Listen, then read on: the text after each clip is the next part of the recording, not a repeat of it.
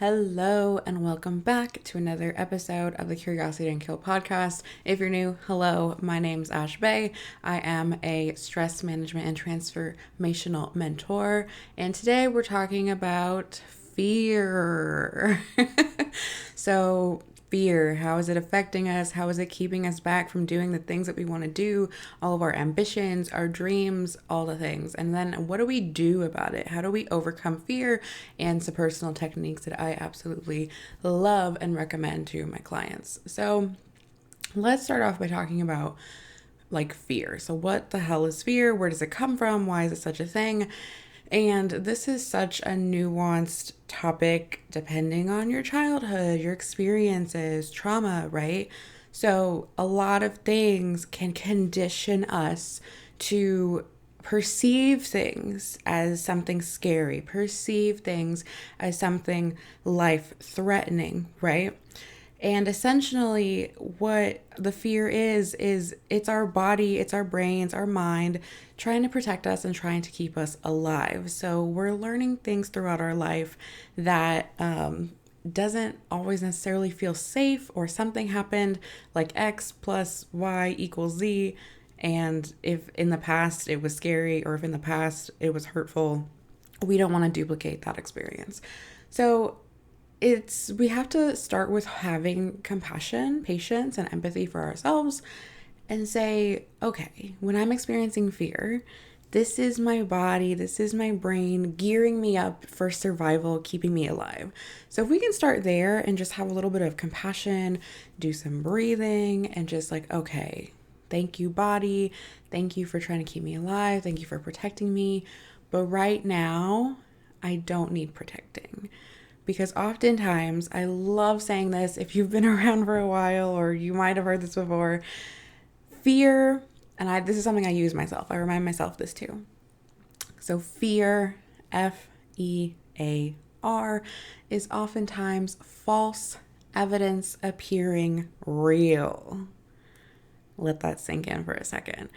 And what that essentially means is that a lot of the time, the things that we are thinking about, the things we're worrying about, and the things that haven't necessarily happened yet, but we're like, oh no, what if it turns out this way? Oh no, what if this happens? And those things, scientists, psychologists have proven the majority, like 80+% of those things will not happen. They will never happen. So we're worrying about stuff that will never come into this reality, in theory.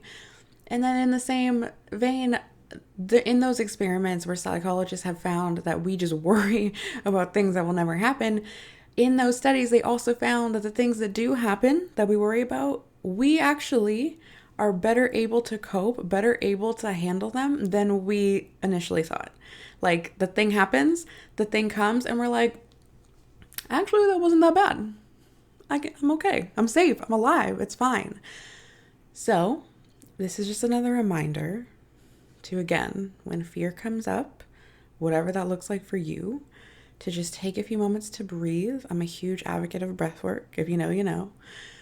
And just take a few moments. Remember, fear, false evidence appearing real. What I am scared of, what I'm worrying about, chances are this will not happen. This will not be my reality. And the fear, the sensation of fear, is what's really holding you back, right? So if we can start telling ourselves, if we can start conditioning ourselves to be like, okay, I love myself, I'm safe, I'm ready, false evidence appearing real, and then we can overcome the fear to do the thing, to do whatever it is that the fear has been holding us back, right? And a great example of this is the other day, I'm in a group, on a Facebook group for entrepreneurs, small business owners, and I was sharing some advice about podcasting. Everyone wants a podcast. Everyone wants to start a podcast. But how the fuck do you start a podcast?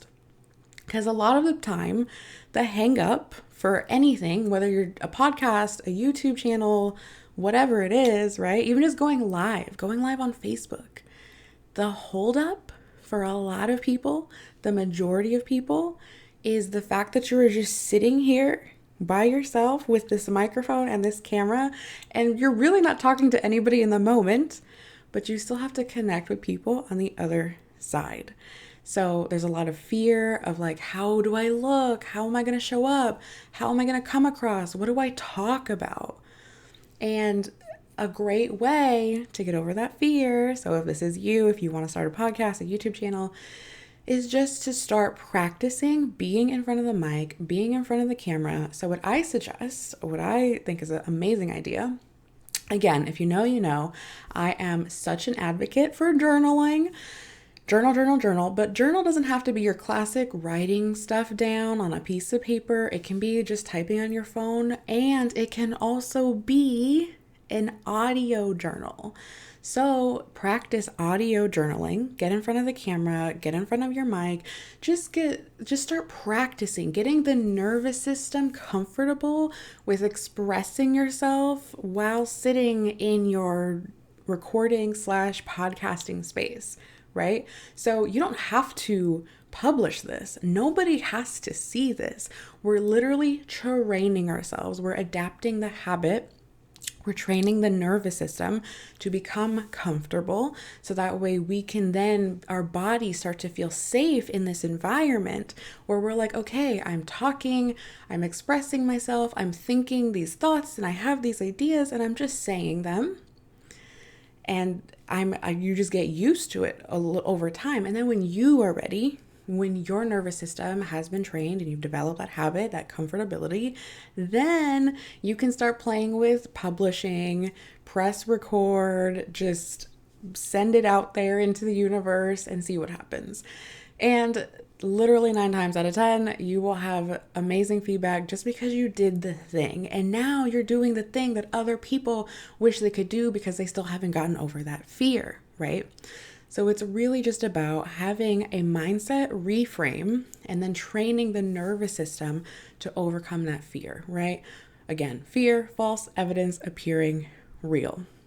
And I use this again all the time for myself because, of course, shit will still come up. Even for me, that's just life.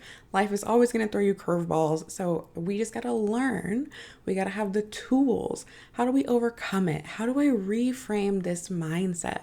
How do I overcome what's really happening here, right? Is it a real threat? Is it a real life threat? Or is it a perceived threat? Because in the moment, our brain cannot differentiate between the two.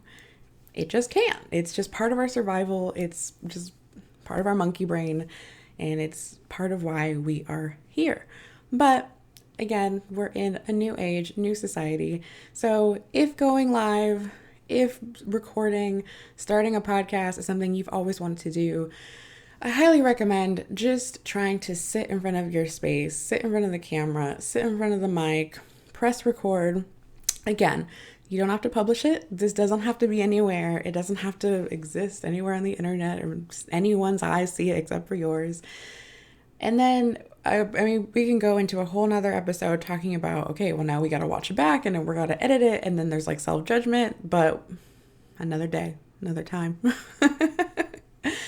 But yeah, one day at a time, fear, false evidence appearing real, and then definitely have a nervous system regulation practice. So whether that's just meditation, breathing, mindfulness to help you work through the anxiousness of it all.